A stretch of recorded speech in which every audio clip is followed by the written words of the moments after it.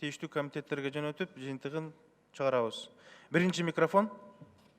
Рахмат, урматтуу төрага. Азыр мен өкмөттүн өкүлүнө, президенттин өкүлүнө мына коомчулук абдан талкуулап аткан эң талуу маселе тууралуу кайрылгым келет. Өткөн жумада Мадина кафесинин ээси мыкаачылык менен өлтүрүлдү. Бул бүтүндөй бизнеске, ишкерлерге болгон чоң сокку болду. Мамлекет, өкмөт ушундай маселеде өзүнүн алсыздыгын көрсөтүп атат. Криминал азыр Кыргызстанда кадимкидей баш көтөрдү. Мына Кыргызстандан чыгарылып кеткен акчанын суммасын карагыла. Жарым жылда 247 миллион акча мамлекеттен чыгып кетти. Бир гана чоң компаниялар, чоң бизнес эмес, азыр орто бизнес дагы акчасын алып чыгып кетип атат. МВД криминал менен күрөшүүдө өзүнүн алсыздыгын кылып атат. Макул, эгерде чоң реформаларды жасаганга акча керек болсун, бюджетте акча жок дейли. Бирок ушул криминал менен күрөшкөнгө, криминалдык жанагындай авторитеттерди, кылмыш дүйнөсүнүн өкүлдөрүн четинен түрмөгө тыкканга ушуга да акча керекпи? Буга саясий эрк керек. Ошондой болбой жатат. 2005 жылы инкылап болгондо гана Кыргызстанда ушундай рекордтук суммада акчаны бизнес алып чыгып кеткен экен. Мына ошол рекорд азыр кайталанып атат. Президент Японияга барып, башка өлкөлөргө барып, инвесторлорду өзү баш болуп Кыргызстанга чакырып жүрөт. Бирок өкмөт бизнести коргой албай калды. Бул президентке каршы саботаж. Ысык көлдө осьминог деген кафе салык салбай койгон үчүн, салык салып криминалга акча бербей койгон үчүн кафесин өрттөп өзүн коркутуп калган. Ошол жигиттин тагдыры эмне болду? Кыргызстандан көчүп кетип тынды. Каяктагы криминал менен күрөш? Бүт Кыргызстандын чоң шаарларын карагыла. Машина оңдогон эстолордон баштап чоңураак кафе, базарлардын бардыгынан криминал азыр ай сайын налог чогултат. Буну эмне үчүн көрбөмүшкө алып атабыз биз? МВД криминалга каршы күрөш жарыялагыла. Мындай мамиле таптакыр болбойт. Бизнести коргогула. Азыр бизнес кайда барышын билбей калды. Агаргасыз чет өлкөгө чыгып кетип атат. Рахмат. Саламатсыздар, урматтуу депутаттар, урматтуу төрага Торобаев.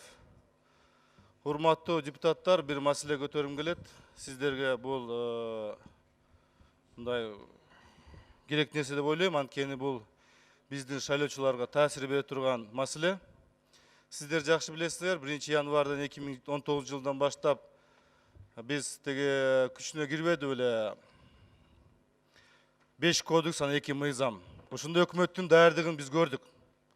Аба уят болуп, мына бул жерде биздин жөркенештин астына келип, ар кандай сөздөр айтылды. Керек болсо дагы жөркенештин астына түкүрүштү, баягы штрафтарды алуу боюнча. Мына мен сиздерге маалымат катары айтып коеюн. 2020 жылдан баштап январь айынан 166 товардык позиция жаңы бажы бирдиктүү тариф кирет. 166 товардык позиция бул биз жеңилдетилген мына мөөнөтү узартып, ушу күнгө чейин алынбасын деп, мына эс киргенден кийин алынбасын деп, мына ошол льготаларды алганбыз. Ошонун ичинде баягы автоунаалар. Эгерде автоунаны алып келгенде $500 растаможка төлөгөн болсо, мына 1 январдан баштап $5000 төлөйт. $5000 төлөйт. Эми урматтуу коллегалар, 166 позиция 1 январдан баштап күчүнө кирет. Бул 166 позиция, бул 166 ишкерге таасир этет. Бүгүнкү күндө 166 позиция мен дагы билбей атам, кайсы позициялар бул? Биз туура көрүш керекпиз. Мына Кытай менен иштеп атат биздин ишкерлер, Турция менен иштеп атат биздин ишкерлер, башка мамлекеттер менен иштеп атат ишкерлер. Бүгүнкү күндө ошо ишкерлер билбейт. Ошон үчүн бул күн тартибине киргизебизби, урматтуу төрага, же башка күнгө калтырабызбы? Өкмөт элге дагы, бизге дагы түшүрмө берип, кандай позициялар, кандай иш аракеттер болуп атат, кандай биз ЕАЭСтин алкагында маселе көтөрөбүз деп. Бул өкмөттүн, мамлекеттин кадамы абдан туура деп эсептейм. Эмнеге дегенде ошол жаш өсүп келаткан балдарга ысык тамак өтө мындай керектүү, ошол өсүп келаткан жашына караганда. Болгону мен ошо суранычым, министрлик өтө ошол баягы меню деп коет, ошо менюсун аябай кылдаттык менен карап, ошол жаш өспүрүм организмге керектүү пайдалуу тамак аштар менен камсыз кылып берсе, мына сиз жооп бергенсиз, ошондо дагы ошол маселени катуу көзөмөл кылыш керек.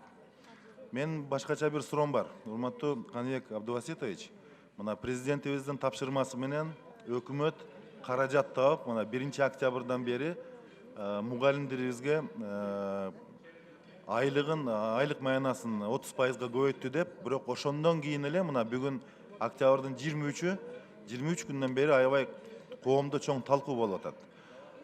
Талкуу кандай болуп атат?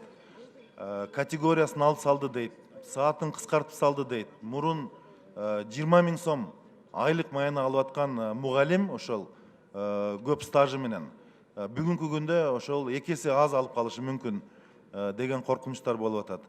Ошону мына коомчулукта талкууланып аткан нерсени бир жакшы бир түшүндүрмөнү берсеңиздер. Бул көпчүлүк түшүнүп атат, өкмөт мугалимдерди алдап койду деп атат. Ошол сааттарын кыскартуу менен баягы сааттын баасын көбөйтүп, бирок сааттын санын кыскартып, баары бир ошол айланып эч нерсе көтөрүлбөйт деген маселе коюлуп атат да. Ошону бир жакшыраак түшүндүрүп берсеңиздер бизге и коомго. Бүгүнкү күндө Кыргыз өкмөтүнүн 30 сентябрь 2019 жылдагы 511 токтому менен мугалимдердин азыркы алып аткан айлыгына 30% кошумча төлөө боюнча иш аракеттер азыр толук жүрүп атат. Ар бир мугалим менен райондордо жана мектеп дирекциялары сентябрда канча айлык алган болсо, октябрда ошонун үстүнө 30% алуу жөнүндө. Ал эми окуу жүктөмдөрүнүн төмөндөшү, кыскартылышы жөнүндө сөздөр булар туура эмес айтылып атат.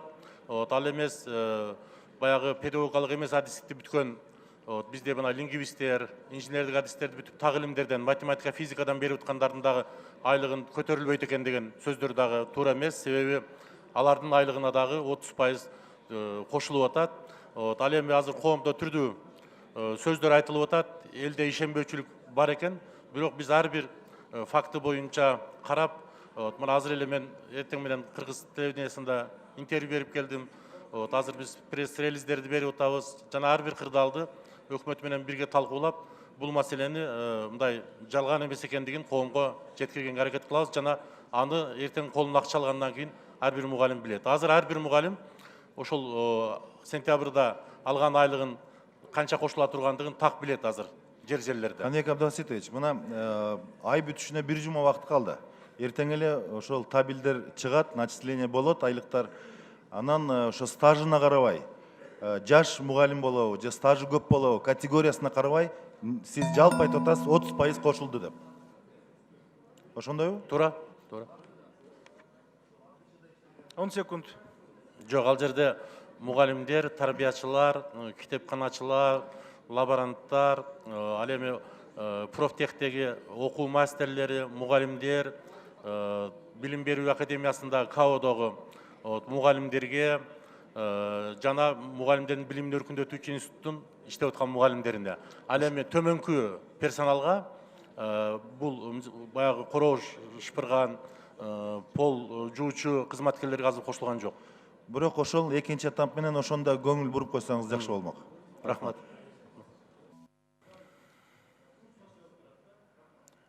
Рахмат Бакыт Эргеш. Протокол тапшырмаңызды алдык. Тийиштүү комитеттерге жөнөтүп, жыйынтыгын чыгарабыз. Биринчи микрофон. Рахмат, урматтуу төрага. Азыр мен өкмөттүн өкүлүнө, президенттин өкүлүнө мына коомчулук абдан талкуулап аткан эң талуу маселе тууралуу кайрылгым келет. Өткөн жумада Мадина кафесинин ээси мыкаачылык менен өлтүрүлдү. Бул бүтүндөй бизнеске, ишкерлерге болгон чоң сокку болду. Мамлекет, өкмөт ушундай маселеде өзүнүн алсыздыгын көрсөтүп атат. Криминал азыр Кыргызстанда кадимкидей баш көтөрдү. Мына Кыргызстандан чыгарылып кеткен акчанын суммасын карагыла. Жарым жылда 247 миллион акча мамлекеттен чыгып кетти. Бир гана чоң компаниялар, чоң бизнес эмес, азыр орто бизнес дагы акчасын алып чыгып кетип атат.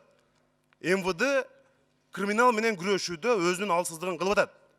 Макул, эгерде чоң реформаларды жасаганга акча керек болсун, бюджетте акча жок дейли. Бирок ушул криминал менен күрөшкөнгө, криминалдык жанагындай авторитеттерди, кылмыш дүйнөсүнүн өкүлдөрүн четинен түрмөгө тыкканга ушуга да акча керекпи? Буга саясий эрк керек. Ошондой болбой жатат. 2005 жылы ыңкылап болгондо гана Кыргызстанда ушундай рекордтук суммада акчаны бизнес алып чыгып кеткен экен. Мына ошол рекорд азыр кайталанып атат. Президент Японияга барып, башка өлкөлөргө барып, инвесторлорду өзү баш болуп Кыргызстанга чакырып жүрөт. Бирок өкмөт бизнести коргой албай калды. Бул президентке каршы саботаж. Ысык көлдө Осьминог деген кафе салык салбай койгон үчүн, салык салып, криминалга акча бербей койгон үчүн кафесин өрттөп өзүн коркутуп калган. Ошол жигиттин тагдыры эмне болду? Кыргызстандан көчүп кетип тынды. Каяктагы криминал менен күрөш. Бүт Кыргызстандын чоң шаарларын карагыла. Машина оңдогон эстолордон баштап, чоңураак кафе, базарлардын бардыгынан криминал азыр ай сайын налог чогултат. Буну эмне үчүн көрбөмүшкө алып атабыз биз? МВД криминалга каршы күрөш жарыялагыла. Мындай мамиле таптакыр болбойт. Бизнести коргогула. Азыр бизнес кайда барышын билбей калды. Агаргасыз чет өлкөгө чыгып кетип атат. Рахмат.